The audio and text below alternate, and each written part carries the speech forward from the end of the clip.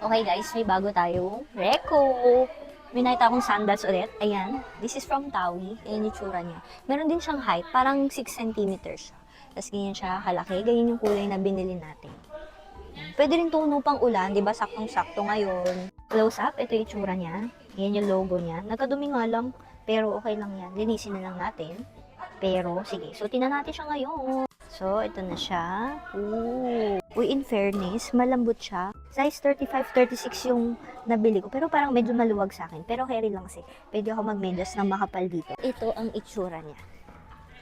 Yan. Ang comfy naman. Malambot. Yeah. Ngayon lang siya. Madali lang. Malambot. Malambot naman.